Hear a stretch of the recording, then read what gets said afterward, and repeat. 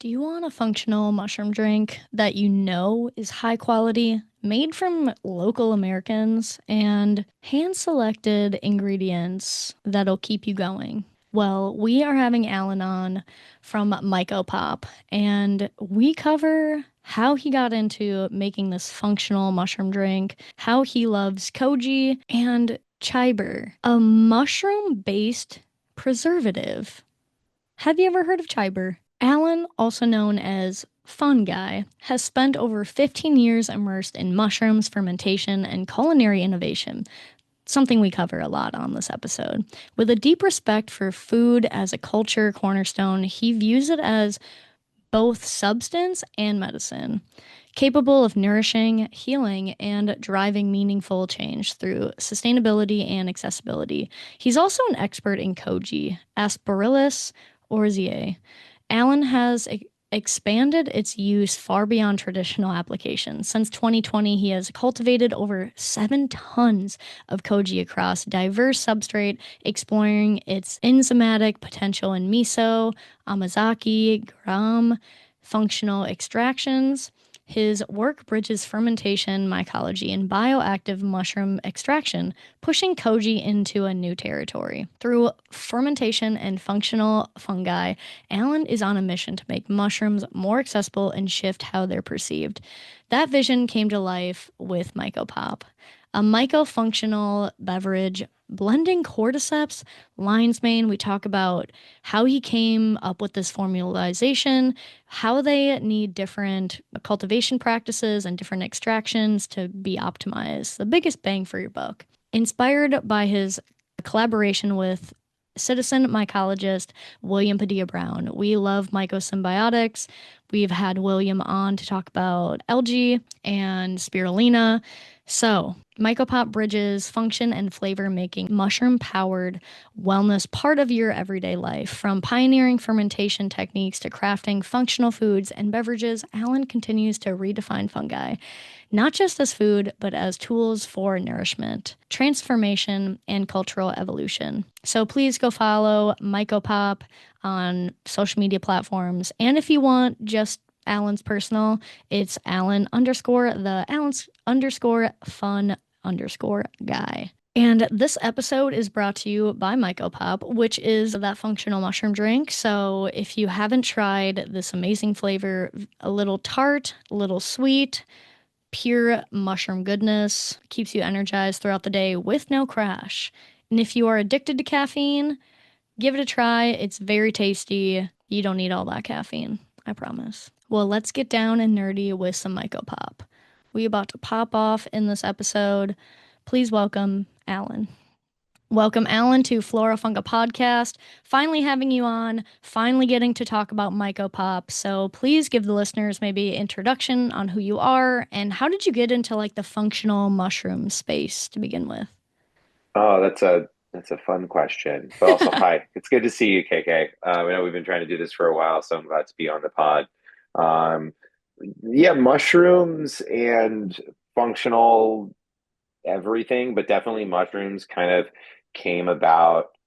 I got into it in a very interesting way via being a chef and being a fermentation nerd, and then kind of, just finding a place within this and be like, oh wait, this is actually really there's a lot here that not only is really intriguing to me, but also the very helpful for me as a human being, Mm. like a neuro spicy kind of guy. Ooh. Um, the lion's mane specifically has been very helpful for me. And I first kind of discovered and started working with it during the pandemic in 2020, and yeah, that's kind of where it all started. But there's a lot more in depth to that, and we can get into it. But I won't just like, yeah, right out the gate. Yeah, and your drink kind of talks about, energy but no caffeine. So why did you kind of decide to go with maybe a no caffeine approach and just strictly more of the mushroom? Well, yeah. So, Michael Pop, I got Yes. my little product placement here, and I'm gonna drink it now because I need my lion's Yes. mane. I know I Yeah. ran out of So, mine. I got to get oh, some. dang it! I should have sent you some missed opportunity, but that's okay. Next time. Mm. So yeah, Mm, Michael Pop. The reason I got into this specifically is, like I said, my background was in kitchens. Yeah. And if anybody's worked in kitchens, if you haven't, you know it's hard work, it's long hours, it's a physical and mental grind, um, which like us weirdos are sometimes built for, and we kind of like it. But no, there was definitely something most chefs are like just crushing Red Bulls, coffee, cannabis, whatever, to kind Hmm. of keep you going, keep you focused, keep you loose, and like able to, focus, but also like push through like mentally strenuous or physically strenuous situations, whether you're hot or you're got a lot of tickets, and like it takes both mind and body to do a good job in a kitchen. Right. And when I kind of got into mushrooms during the pandemic, and I'd been a chef before that, and then I, have always had jobs in kitchens. And after I did a stint working for a mushroom farm, which kind of got me into all of this, I went back to working in restaurants and building my business. And I knew I wanted to make something with functional mushrooms in it. And because of how much it had helped me. So in the process of working in kitchens and working with friends and finding the quality products, because that was the thing too, is there weren't like like, how do you know? It's like, Yeah. what's good, what's not, what's effective, what's not, so I just started finding that lion's mane and cordyceps particularly together work really, really well. And stacking the two of those mushrooms together is great for your mind and your body, just giving you enough energy from the cordyceps to kind of do the thing that you need to do, and then the lion's mane just kind of helping your brain feel good. And so I started, I got tinctures from, whether it was from William or some other friends, or making my own. Like a long time, I really got into just taking like lion's mane fruiting bodies from our farm that I would dehydrate, and I just brew tea with them, and I Right. had like a recipe to, like this much is enough. And it was delicious. And I think nothing's even with the extract, nothing hits quite like just lion's mane tea. It's really like fruity and nutty and chocolatey and just a lot of cool flavors depending on whether you got freeze dried or air dried or whatever your Hmm. fruiting body preference is. Um, and I started drinking it. I would mix it with like grapefruit juice and ginger kombucha in the morning, and that would Ooh. be my drink to get me going, because I stopped drinking alcohol pretty much altogether in 2022. And then shortly after that, completely stopped drinking caffeine. So I was like, these things don't make me feel good. Yeah. So I just really dove into mushrooms and lion's mane and cordyceps just together. I was like, I don't really need caffeine anymore unless I'm like really, really, really tired. Yeah. Yeah. Which I have a 4 month old, so sometimes I'm really, really tired. but Yes. still, but still, I don't find that need for caffeine as much anymore. And that so I wanted to give an option that was like, energy drinks are mostly always caffeine and sugar and all this stuff that makes you go "Wah," and then crash. And Yeah. MycoPop just doesn't do that. It just makes you feel good. I wanted people to be able to like drink something and not worry about the after effects. Like with alcohol, there's a hangover. With caffeine, there's a crash. With MycoPop, you just feel good until it's bedtime. Yeah. You just pop off. I see what What you did there. what's like the sugar that you're kind of using? What's the sweetener that you have in there? It's just cane sugar, man. Like Okay. I'm like, Floridian, right? Florida cane sugar, baby. It's Oh, just a big part of the state's agriculture, and it's really easy to get good quality organic Florida cane sugar. I don't like stevia. I don't like any of these weird fake sugars. It's like if I don't want to put sugar in something, I just am not going to put sugar in it. yeah. It's like, It's here, just have this seltzer. Yep. It seems sweeter also. I mean, with stevia and all those other things, it's like 100 times sweeter than regular, and it's just like it just tastes weird, like It sits on chemical. your palate and tongue, and it's just not nice. Yeah. No, and have you ever thought of like using just fruit juice for Mhm. sweetener instead of like cane sugar specifically? What would be the More, difference? more or less, I mean, that's kind of where we're headed. Okay. The hibiscus ginger lemon, which is this one, Yeah. is like the flagship flavor, just because it's just a really easy flavor to do. It's got lemon, it's got tart, it's got a kick of the ginger. It's a little something for everybody. And like, there's lemon juice in it, there's ginger juice in it, and just add 5 grams of sugar to make it 7 grams of sugar. So, but like And that's just to kind of keep it palatable because it's again, it's the one we want everyone to like.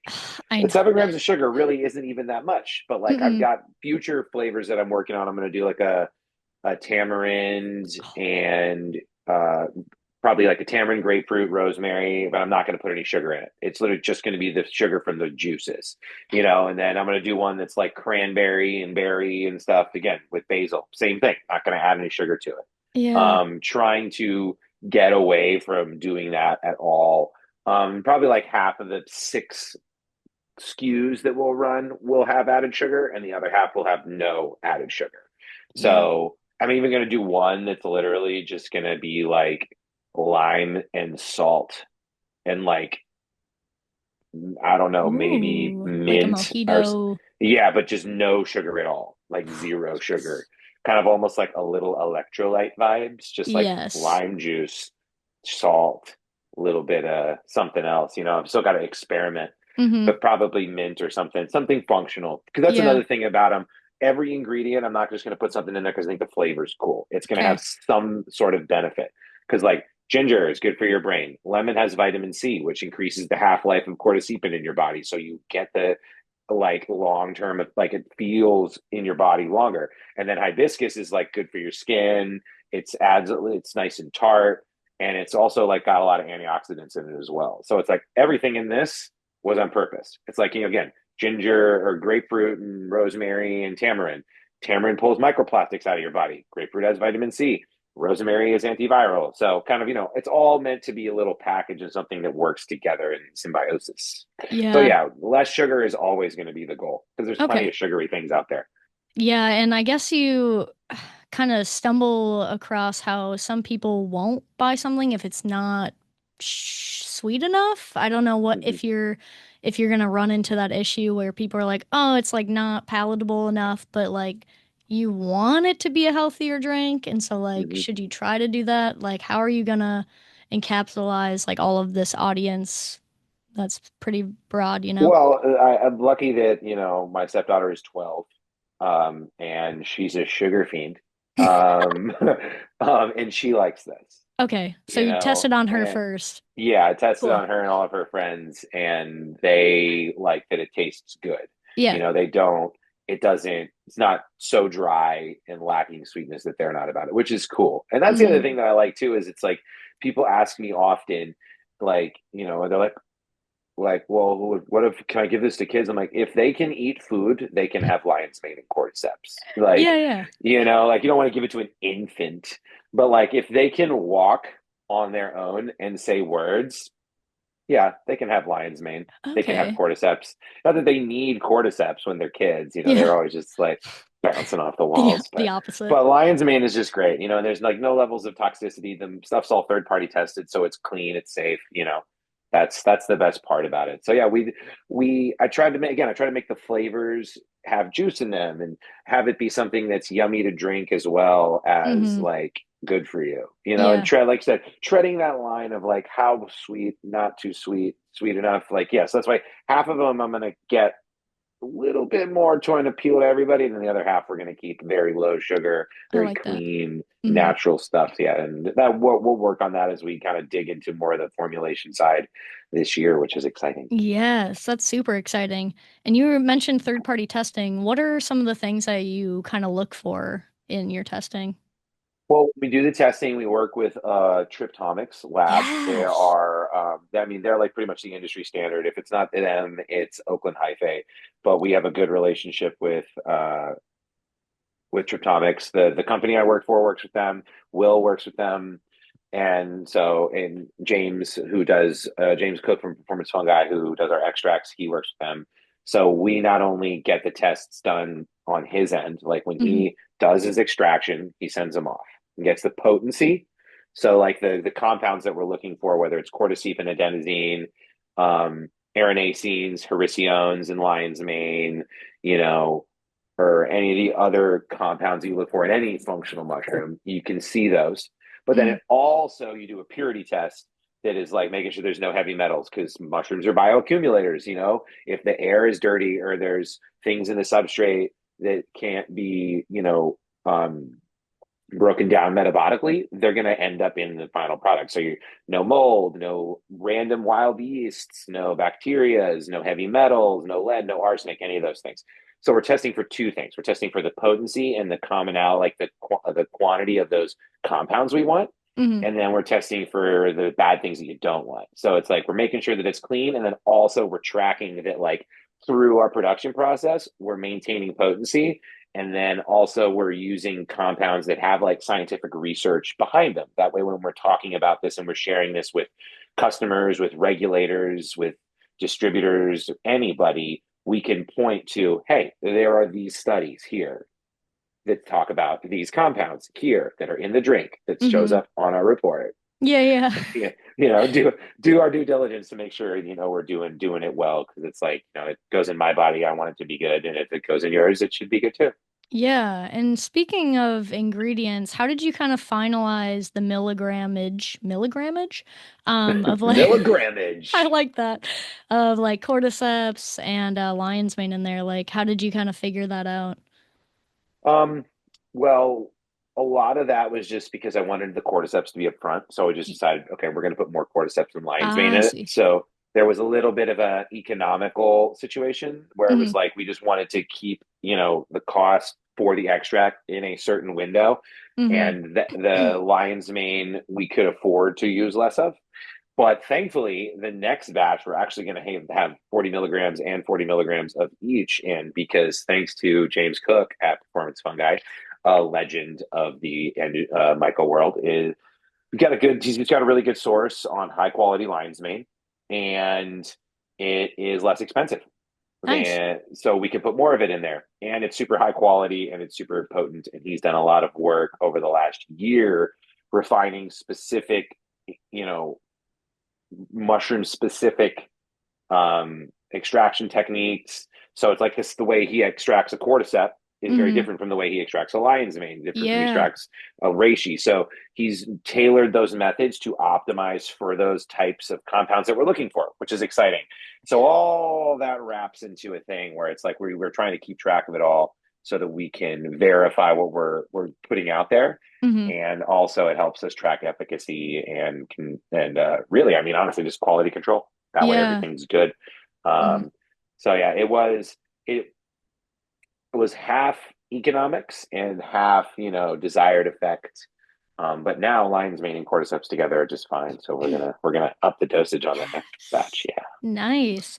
Yeah, when I learned that it's a different extraction method for cordyceps and lion's mane, I was like, wow, that makes sense. I'm sure like not a lot of people know that. So I'm glad, your person kind of knows more of the details on that. Yeah, well, James and William both, and a lot of members of our community, I work closely with both of them, so that's why I keep mentioning them.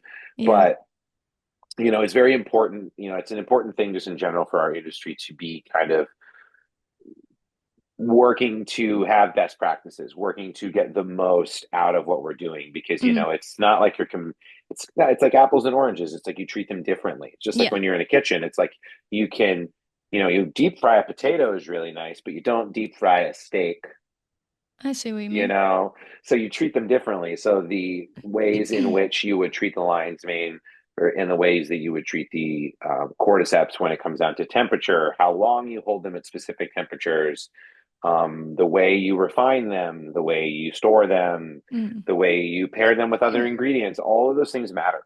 And Hmm. as, like, this industry moves forward, things like that, where it's like, people in the past just used, oh, I'm just going to run all the mushrooms at the same time, the same temperature, and that works, but it's Yeah. not optimized. Yeah. It's not chasing that final 5%, 10% that like really makes a big difference in the end of the day. Right. Biggest bang for your buck in a sense. And like squeezes the most out of there. So we're getting the most out of it, and everyone who then consumes them gets the most potent and high quality product at the end, which is Hmm. good for your health and good for your mind and body at the end of the day. Yeah. Is there one ingredient where you're like, there's no way this is going into my beverage? Was that maybe stevia or something totally Sodium unexpected? benzoate. Sodium benzoate. Oh, okay. Tell Yeah, me that about is what that is. It's a preservative used for shelf stability. Okay. And you will find sodium benzoate in a lot of things. Any sort of like canned beverage, particularly, it's very common. It's also used in some sort of like shelf stable food products as well.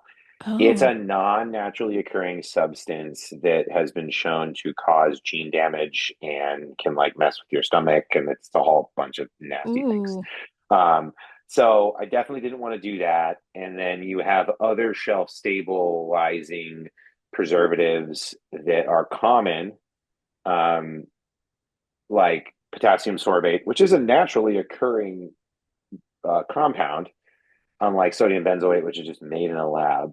Um, so, and then citric acid, which actually comes from a aspergillus fungus, like koji, Ooh. which is really Yes. interesting. And we can talk about koji in a little bit. Yes, please. So yeah, so there's lots of different preservatives like that, and it's like I'm even working really hard to get the potassium sorbate out of MycoPop because I mean, right now at our scale, pasteurization is a challenge, Mm.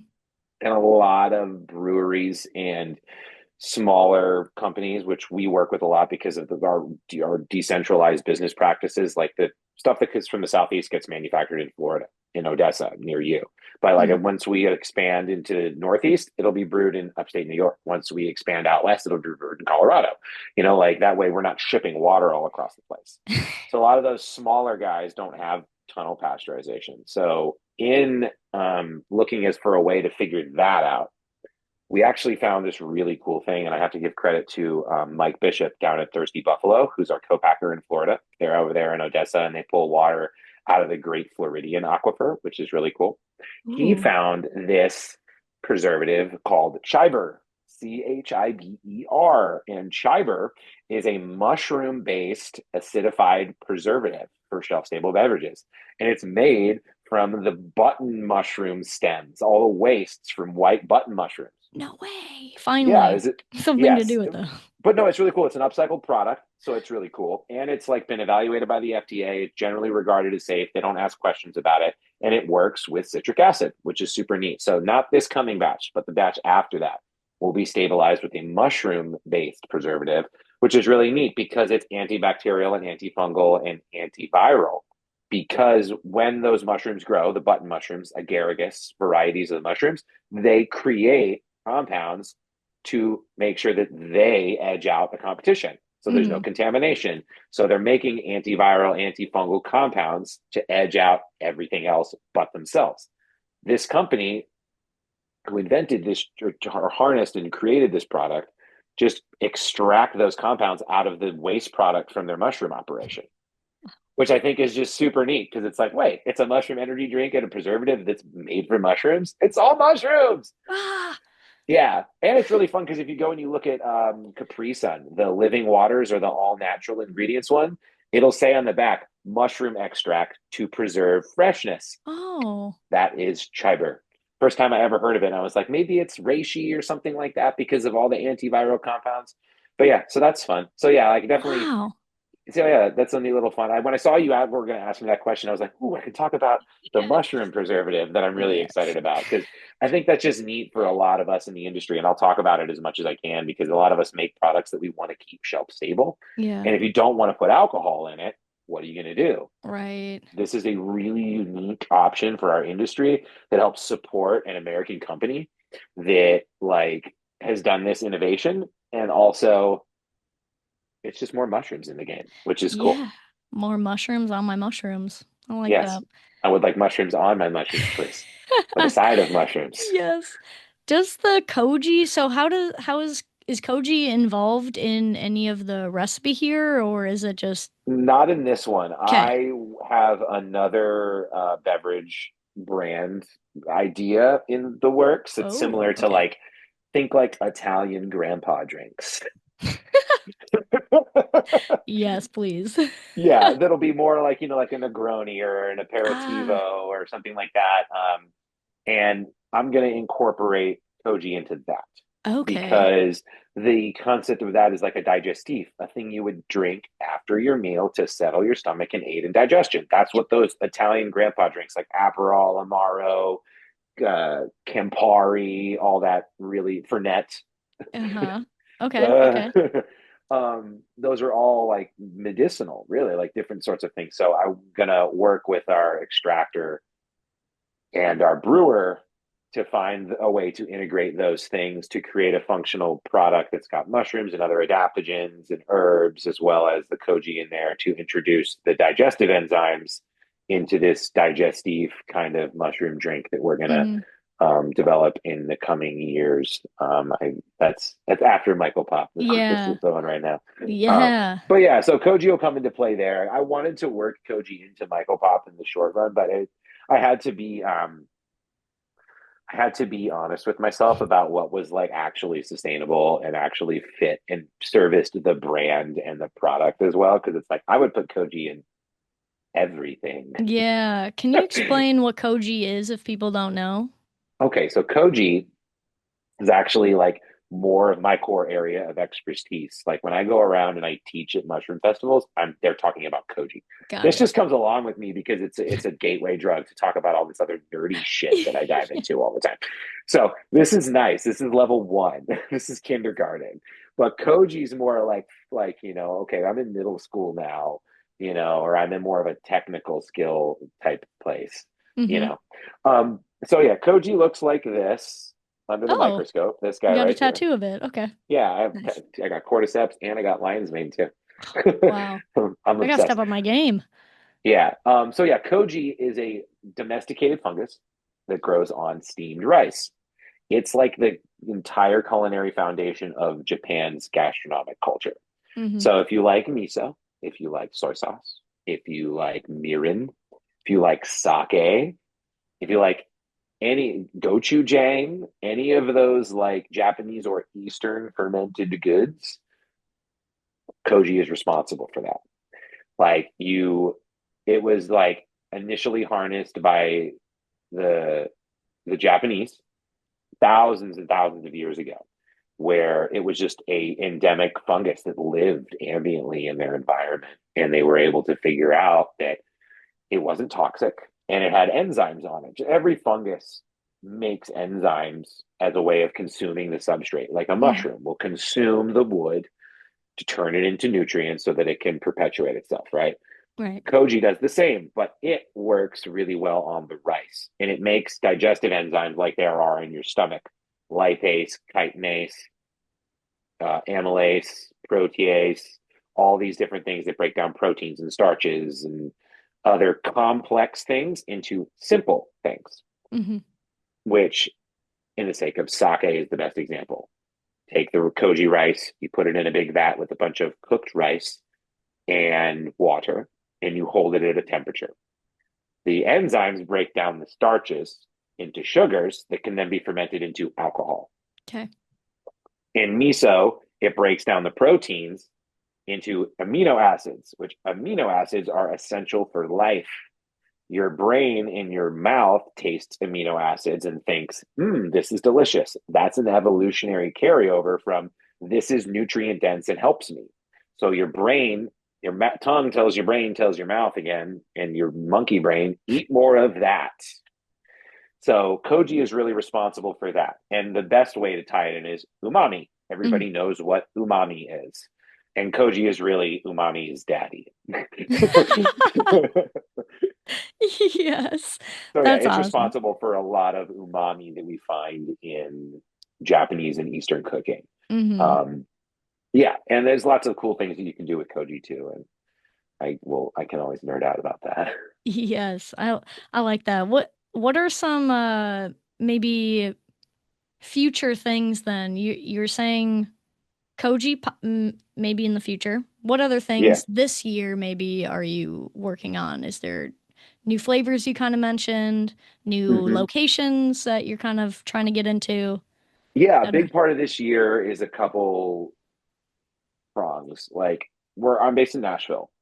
And we've spent the last year just kind of testing things out here, getting the hang of things and figuring out, you know, the right direction, getting all the pieces lined up.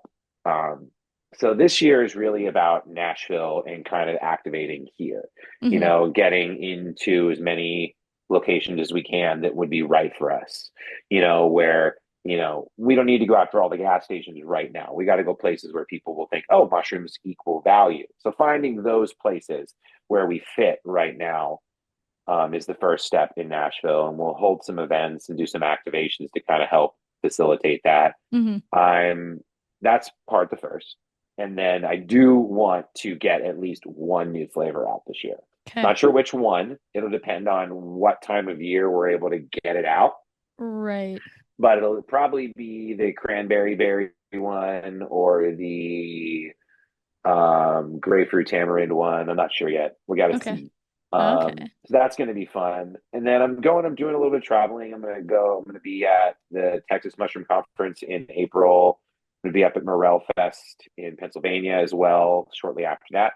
Okay. I'll be up there with William and some of our friends from up there. Then I'm going to be at MycoPop again in Yeah. Pennsylvania in August. And then I'll be up in Western New York in August as well, kind of to bookend my season. But the bit of like the summer is just going to be mushroom party in Nashville as much as I can. And then working with, I consult for a mushroom farm here in Middle Tennessee called Totally Mushrooms. Cool. They're an organic certified mushroom farm. They make shipping containers into fruiting chambers, which is really cool. Yeah. Um, so we're scaling up with them as well. And I've been working with my friend Joel from Haifa Hill. He's down here in Columbia, Tennessee. My friend Courtney from the MycoPop up in Minneapolis and William with Mycosymbiotics in Pennsylvania to kind of pull local and regional and unique cultures together Hmm. so that we're able to offer mushrooms at scale. I'm talking like through US Foods, Cisco, Fresh Point, like the big box guys The big offer boys. varieties of mushrooms that aren't just your trumpet or your beech or your shiitake or whatever, right? Because Hmm. if you want trumpet mushrooms, you can get them for $2 a pound from Korea. Like we're, why try to compete with that? It's Yeah. like we are never going to be able to compete with China and in Korea and Japan on price. Just we're never going to. We have to compete on Mm. innovation, you know, MycoPop. and MycoPop, innovation, unique cultures that nobody else grows, Yeah. finding the ways to differentiate ourselves a little bit from Right. I mean, mushrooms are still kind of new-ish in the grand scheme of things here, but it's still a very loud saturated space. Yes. So that's exciting. We're going to be doing, Joel, my buddy down here in Tennessee, he foraged some oysters and some golden enoki off the Cumberland Plateau, off the Trail of Tears, Okay. which is very interesting and really cool. So there's a lot of deep cultural significance to Native Americans and that pathway and my friend Obed always says he believes that like while they were doing that, his ancestors are like dropping the spores so that wherever they went, if they ever had to go back, they'd have mushrooms there. So it's like it's possible that these are cultures descended from mushrooms that were eaten during that time period, which is like Right. massively weighty and culturally significant, but also like important because these mushrooms grow here. Yeah. They're used to our climate.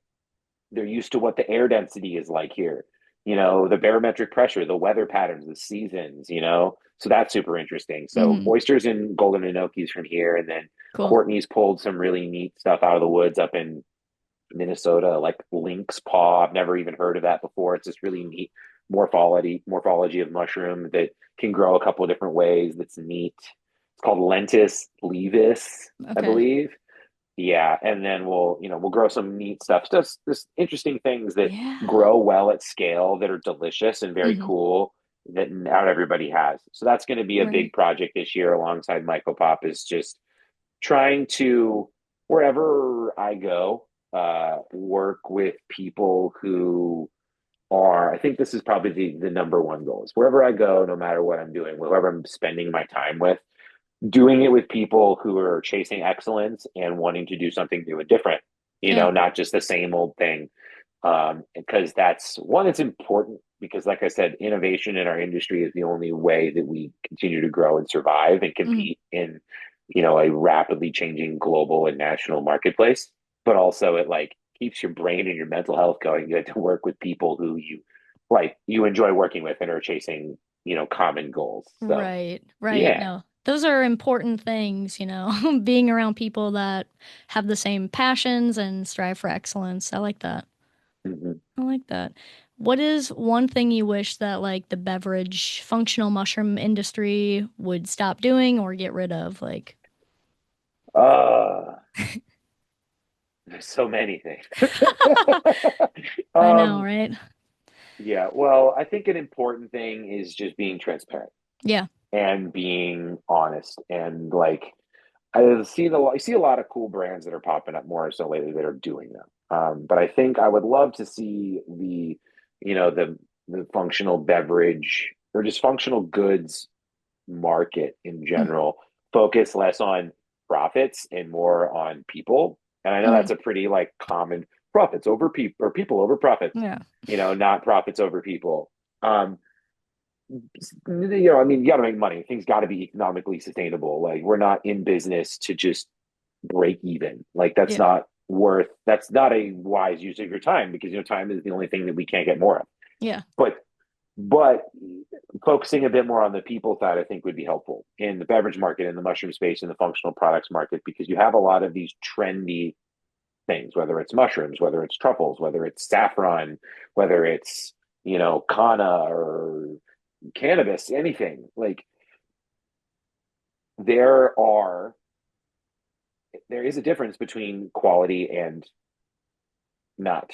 Just Yeah. because you have a thing in there and the label says it doesn't mean, one, that it is even that thing. Yeah. Two, that if it is that thing, it's good, that thing. Three, it's like you don't know where it's from, and it's like, we're very with MycoPop, I'm very like, okay, made by American companies, grown American by American farmers, third party tested here in the United States. Like, you've got all your stuff. We Yeah. show you this is good, it's safe, this is what it says it is, you Mm-hmm. know, and the ingredients list is short, Yeah. versus like, you know, this is my ingredients right here, Yes. versus like this is all the ingredients in Yeah, a Red Bull, exact. like we got Yes. like two lines versus seven. So I would love to see more of that, like educational element being put forward Mm-hmm. more. Yeah. Um, Focusing on like, hey, it's not just about mushroom coffee. It's like it's about making the best mushroom coffee that will get you the most out of it. Because it's like, Mm-hmm. yeah, anybody can buy mushroom powder from China and mark it up 250% and make money. Yeah. True. If you have a nice package and a good marketing, it's like you can make money at that. Yeah. But it's like, what are you selling? You know, Yep. is the consistency there? Not that you can't get good quality, consistent, clean product from China, but we're not supporting the American industry. That's the Yeah. most important thing, is like Mm-hmm. plugging into our community, into small businesses, big or large, really any businesses here in the United States. It's just important. I'd like to see more of that, Yeah. because especially a lot of these things too, they're folk medicines, they're ancient medicines, and we're sourcing them from other parts of the world, and that's Right. great. But like, again, transparency on where it comes from, why it's good, how to measure that it's good, so that you aren't just capitalizing on people's lack of knowledge. You're giving them Yeah. knowledge and reaping a reward for providing them with something that's good for their mind and body. Absolutely. I feel like sometimes there should be like a grading system like Europe and their meats like A, B, C, D. I think that'd be Mm-hmm. interesting. Like what if all like products or drinks had like a grade of like I don't know, a Right, like grading it's like, system? oh yeah, like this, like Coca-Cola would be an F and still sell as much as it is. Yeah. Oh, I love Coca-Cola. Exactly. Well, you have like a little obstacle of just like having that awareness, a little bit of education, maybe like a little blurb of why it was rated that. I don't know. Yeah, I That's think it just an idea. ultimately it comes down a bit to, it's like I waffle on that, because it's like it's very important to have like regulations to protect people, but it's also up to people Yeah. to educate themselves and not just put things in their body, but you Yeah. can. I mean, if you want to put crap in your body, you can. It's America. You're allowed to do that. I just don't have to agree with you. Yes. um, You are what you you eat. know, yeah, and that's important. Hmm. I think it's interesting too. That's another thing. Speaking about Europe, just as something, it's like it is incredibly difficult to exist in the mushroom space in Europe right now. Yeah. Yeah. I was just What have you interviewing heard about that? I was just interviewing somebody and he's from the UK and they were saying that turkey tail and other things are like illegal to Turkey have. tail and cordyceps now, yeah, they Cordyceps, you yeah. cannot sell them Wow. anymore in the UK. So what if you're like caught growing them? Is that fine? You just can't sell it?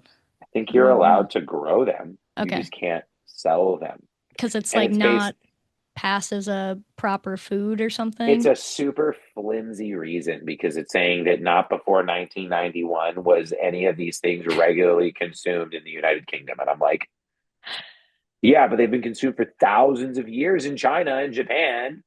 But yeah, just silly bureaucratic Yeah. stuff like that, that's the way other side of the coin. You talk about like what I would love to see that's why I think the transparency and the quality standards that we hold ourselves to as a company and our community is important because what happened in the UK with turkey tail and cordyceps is a lack of education at the top. Yeah. What happened in Tennessee here with the hemp, and happening in lots of states across the country that are just getting their hemp industries gutted is because a lack of education at the top and a lot of money getting put into people's pockets. So from different interest groups. Mm-hmm. So that's a real thing. But like if we as an industry, and this is something that William's been saying for a long time, and I've jumped on board with, and our whole crew is on with, is like working together as an industry. That's a big part of what the Mycosymbiotics Co-op is about, as well as standardizing these practices. Yes. Not everybody has to do it exactly the same, but knowing doing things like this makes this happen. Mm-hmm. Doing things like this makes this happen. This is how you do things to get this measurable data, not, oh, it's the best because I thought of it. No, it's like, here's the data that shows if we do this, we will get this, and that puts us in a position where hopefully we don't get the rug yanked out from under us, like Right. the poor English are having right now. I can't imagine what that must be like. Just, I I know, right? I was like, when I heard that, I was like, wow, is America like have less strict rules than, yes, wow. Yeah, yeah, that's the true. one thing that it's weird. It's so weird because like the United States is really dumb and overbearing in some ways, but other ways it's like not near. It's like, wow, shouldn't this be more difficult E to do? yeah. Huh. Yeah, so that's interesting. Well, where can people find MycoPop if they're now like so convinced to try this amazing, functional mushroom drink? Where can they find it? It's great. You should try it. It makes you feel good. I always just direct people to mycopop.com or Amazon, man. Honestly, simplest thing is just like search MycoPop and MycoPop mushroom drink on Amazon Mm, and it'll get sent to your house in a couple days. We make more money on it if you buy it from our website, uh-huh. but for the long term and the convenience, Amazon is just as good. Um, that's like pretty much the simplest way to do it. And if you want to find us on Instagram, it's just at MycoPop, MYCO Pop. And then I'm just Alan the Fun Guy. So if anybody ever has questions or wants to know things about mushrooms or mycopop or anything nerdy, Koji. I'm all Koji, any of that fun stuff. It's like, yeah, hit me up. We can talk about it. I like to talk about Nice. it. Yeah. Well, you're fun to talk to. Thank you, Alan, for being on the podcast today, and thank you for bringing my MycoPop to the podcast. Also, loved having Yeah. you. Thanks, KK. It was a good time talking. See ya. All right. Well, I hope you enjoyed this week's episode with Alan and I. I will try to go venture out to the Thirsty Buffalo, maybe do an in-person interview there. We'll have to see. New products coming soon, new interviews coming soon. I'm excited to have MycoPop at all my future fungi festivals. So I'll catch you on the next one. Have a great week, my scientists, and go learn something new today.